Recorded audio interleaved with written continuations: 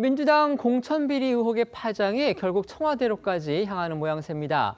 민주당이 제명한 강손 의원의 이 1억 원 공천 헌금 의혹, 원내 사령탑이었던 김병기 의원 개인의 이 3천만 원 공천 헌금과 또 탄원서 무마 의혹으로 번지더니요. 급기야 현 정부의 핵심 실세라는 평가까지 받고 있는 김현지 청와대 제1부속실장의 이름까지 등장하는 사태로 번졌습니다. 관련 영상부터 보고 오겠습니다. 두 분이 진술서를 써왔어요. 돈을 줬다. 미리 해주길 바래서 저는 당대표실을 넘겼죠. 진술서를 우리 보좌관도 받고 당대표실 보좌관도 봤어요.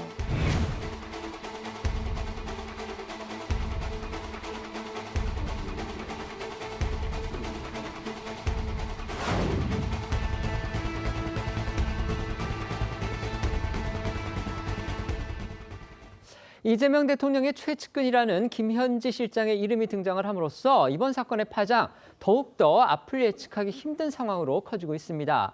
김 부속실장의 이름을 처음 거론한 사람은요. 이번 의혹을 처음에 공개적으로 제기했던 이수진 전 민주당 의원입니다.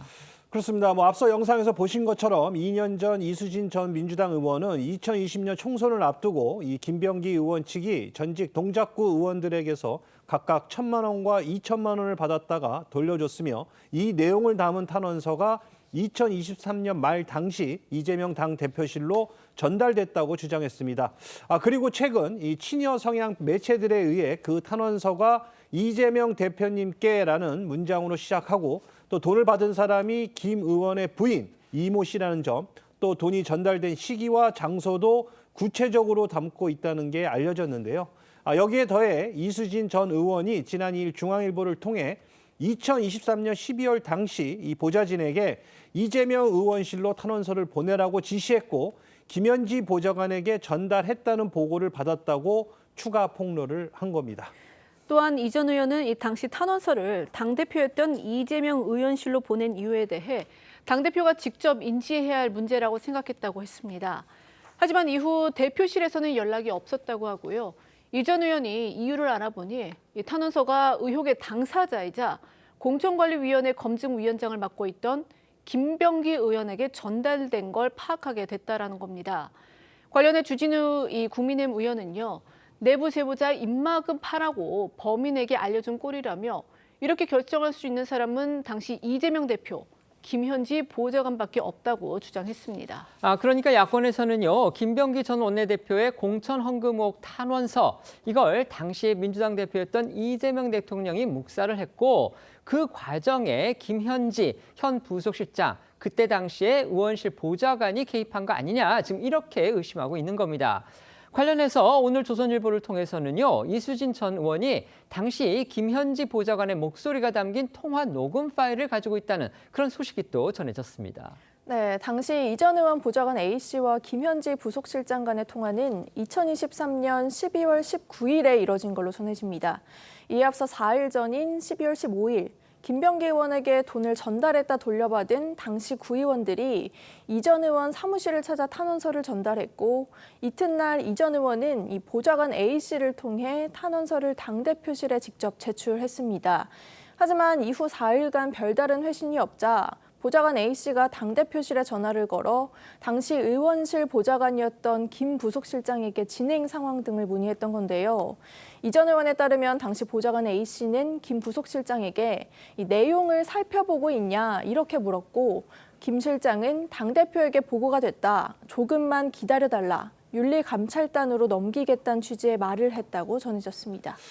또 뿐만 아니라요. 이 전 의원은 김 의원 사건이 윤리감찰단으로 넘어간 뒤인 2024년 2월 21일 이 보좌관 A씨와 또 윤리감찰단 관계자의 전화 통화 내용도 그대로 녹음돼 있다고 했습니다. 이 당시 보좌관 A씨는 이 감찰단에 전화를 해서 사건 진행 상황을 재차 문의했고 이 감찰단 관계자는 잘 모르는 내용이라면서 김 의원 측에서 이 접수된 탄원서 문건을 달라고 해서 넘긴 것으로 안다고 말했다는 겁니다. 앞서도 전해드렸듯 이 당시 김 의원은요, 이 공천관리위원회 검증위원장을 맡고 있었기 때문에 이 의원의 주장이 사실이라면 이 감찰을 받아야 할 당사자가 이 자신에 대한 고발 내용을 가져가 무마해버린 셈인 겁니다. 이런 녹음 파일이 있다면 왜 공개를 하지 않고 있는 건지 또 알려지지 않은 더 깊은 내막은 없었을지 궁금해질 수밖에 없습니다. 자, 이루라 기자가 이수진 전 의원하고 직접 통화해 보셨죠. 네, 이수진 전 의원은요, 당시 이재명 대표실에 탄원서를 전달을 한 건 이 대표가 원칙적으로 일한다는 것을 믿었었기 때문인데 결국 그 예상이 빗나갔다고 했습니다. 이 전 의원은 이 예상이 빗나간 이유로 이 개인적 추측을 전제로 해서 당시 이재명 대표는 김병기 의원이 필요했기 때문이다라고 했습니다. 그러니까 당시 이 대표가 김 의원에게 이 공천검증위원장으로서 사실상 비명행사 공천의 실무 권한을 맡겼던 것을 지적한 것으로 보입니다. 또한 이수진 전 의원은요, 당시 자신은 김현지 부속실장이 실세인지 몰랐다고 했습니다. 단순히 이 선임 보좌관으로만 알고 있었다고 했는데요. 어쨌거나 이런 일련의 과정들이 민주당을 탈당한 이유라며 한꺼번에 너무 많은 걸 알게 돼서 실망감이 컸다고 했습니다. 이 해당 녹음 파일의 공개 여부와 관련해선 이 전 의원 자신이 아닌, 그러니까 이 보좌관과 김 부속실장 간 이 제3자 간 대화이기 때문에 본인이 공개를 결정할 수는 없다는 입장을 밝혔습니다.